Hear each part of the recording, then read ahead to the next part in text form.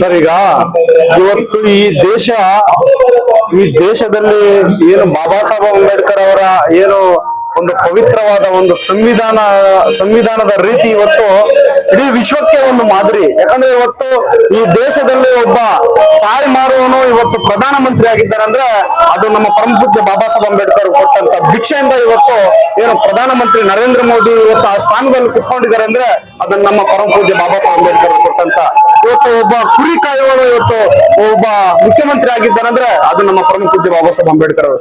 ಇವತ್ತು 69ನೇ ನಿಬ್ಬಾಣ ದಿನವನ್ನು ನಾವೆಲ್ಲ ಬರೀ ಬಾಬಾ ಸಾಹೇಬ್ ಅಂಬೇಡ್ಕರ್ ಅವರು ಬರೀ ದಲಿತರಿಗೆ ಮಾತ್ರ ಮೀಸಲಾತಿ ಅಲ್ಲ, ಇವತ್ತು ಈ ವಿಶ್ವವೇ ಕೊಂಡಾಡುವಂತ ಯಾರಿಗಾದ್ರೂ ಇದ್ರೆ ಅದು ನಮ್ಮ ಬಾಬಾ ಸಾಹೇಬ್ ಅಂಬೇಡ್ಕರ್ ಅವ್ರನ್ನ. ಯಾಕಂದ್ರೆ ಇವತ್ತು ಬರೀ ಬಾಬಾ ಸಾಹೇಬ್ ಅಂಬೇಡ್ಕರ್ ಅಂದ್ರೆ ಇವತ್ತು ಬರೀ ದಲಿತ ಸಂಘಟನೆಗಳು ಮಾತ್ರ ಈ ಭಾಗದಲ್ಲಿ ಇವತ್ತು ಪ್ಯಾಲೇಸ್ ಗ್ರೌಂಡ್ ಅಲ್ಲಿ ಇವತ್ತು ಇಡೀ ರಾಜ್ಯದ ಜನತೆ ಸೇರ್ಬೇಕಾಗಿತ್ತು, ಇವತ್ತು ಜನಪ್ರತಿನಿಧಿಗಳು ಸೇರ್ಬೇಕಾಗಿತ್ತು.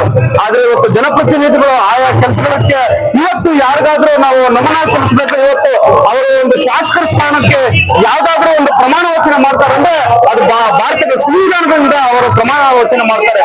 ಅಂತ ಒಬ್ಬ ತ್ಯಾಗಿಯನ್ನ ಇವತ್ತು ನಾವು ಕಳ್ಕೊಂಡಂತ ದಿನವನ್ನ ಇವತ್ತು ಯಾವುದೇ ಒಬ್ಬ ಜನಪ್ರತಿನಿಧಿ ಇವತ್ತು ಈ ಜಾಗಕ್ಕೆ ಬಂದು ಹೋಗ್ಬೇಕಾಗಿತ್ತು, ಆದ್ರೆ ಬಂದಿಲ್ಲ. ಅದನ್ನ ನಾವು ಖಂಡಿಸ್ತೀವಿ.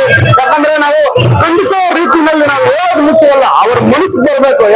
ಯಾರಿಂದ ಇವತ್ತು ನಾವು ಈ ಚುನಾವಣೆಯಲ್ಲಿ ಇಟ್ಟು ಬಡವನಾಗಿತ್ತು ಇವತ್ತು ವಿಧಾನಸೌಧಕ್ಕೆ ನಾನು ಹೋಗ್ತಾ ಇದ್ದೀನಿ ಅಂದ್ರೆ ಯಾರಿಂದ ಅಂದ್ರೆ ಅವರಿಗೆ ಸ್ವಲ್ಪ ಒಂದು ಜ್ಞಾಪಕವಾಗಿ ನಾವು ದಲಿತ ಸಂಘಟನೆಗಳು ಇವತ್ತು ಒತ್ತಾಯ ಮಾಡಿ 70ನೇ ಪರಿನಿರ್ಮಾಣದ ಅಂಗವಾಗಿ ಪ್ರತಿಯೊಬ್ಬ ಶಾಸಕರು, ಸಂಸದರು ಪ್ರತಿಯೊಬ್ಬರು ಬಂದು ಬಾಬಾ ಸಾಹೇಬ್ ಅಂಬೇಡ್ಕರ್ ಅವರ ಪಾದದ ಅಡಿಯಲ್ಲಿ ಬಂದು ಅವರು ನಮಸ್ಕರಿಸಿ ಒಂದು ಪುಷ್ಪ ನಮನ ಸಲ್ಲಿಸಿ ಹೋಗ್ಬೇಕು ಅನ್ನೋದು ನಮ್ಮ ದಲಿತ ಸಂಘಟನೆಗಳ ಒಂದು ಒತ್ತಾಯ ಅಂತ ಹೇಳಕ್ಕೆ ಇಷ್ಟಪಡ್ತದೆ.